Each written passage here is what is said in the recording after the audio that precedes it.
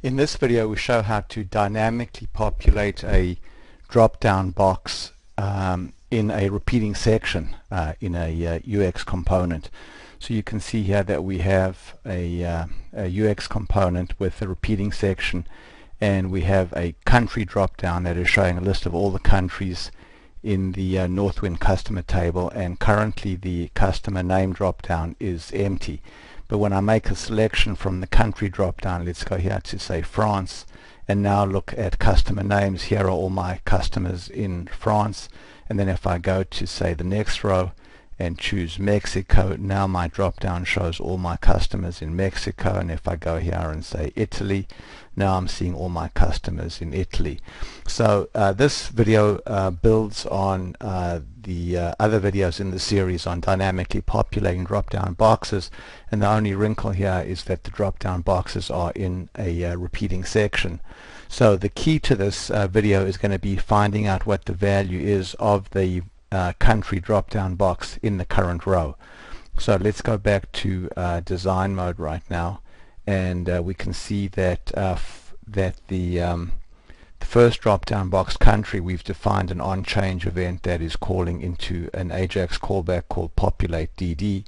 And then if we go to populate DD, let's go look at that XBasic function. We can see here that in order to find out the country for the row that was currently selected in the repeating section, we've used this syntax over here. So let's put a debug 1 in over here and debug into this, and this will make it a little clearer as to what's actually going on. So we'll go now to working preview, and let's make a selection in the third row of this repeating section, where I'm going to go here and choose Canada. So if we look here inside the E object that got passed into the Ajax callback, so there's the E object, we can see that e.datasubmitted.country is actually an array, and there's an entry for each row in the repeating section. So there's the data in the array that got submitted, and we can see that the third item in the array has Canada, which is the value that we want. But at this stage we don't know which of these array entries is the one that we're after. However, if we look here inside, if we go, let's just go back to at the E object, we can see that inside the E object there's something called repeating sections. So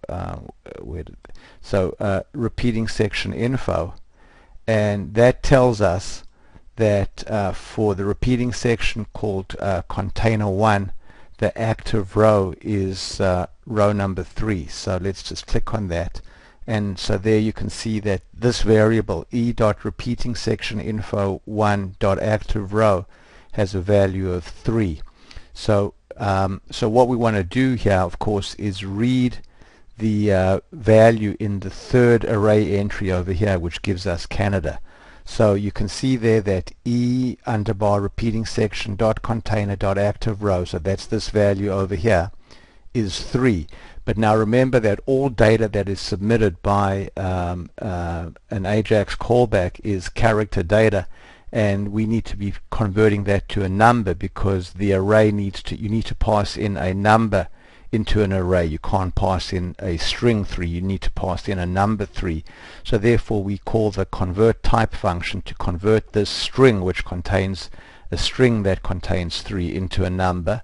So now from here to there now represents the number 3, and there you can see we're going to read the third entry in the array. So if we go there, we can see now that country is equal to Canada, which of course is the value that we want, and then the rest of the code is pretty simple. So we open our connection to the database, we write a SQL statement that says select all contact names where country equals what country. We define the argument, and then we execute the query, and then send back the JavaScript to repopulate the control. So there you have it. And if we go back now and run this, let's go here and choose say Ireland, hit the run button, go look. Now we can see that there are all of our Irish customers. So thank you very much for watching.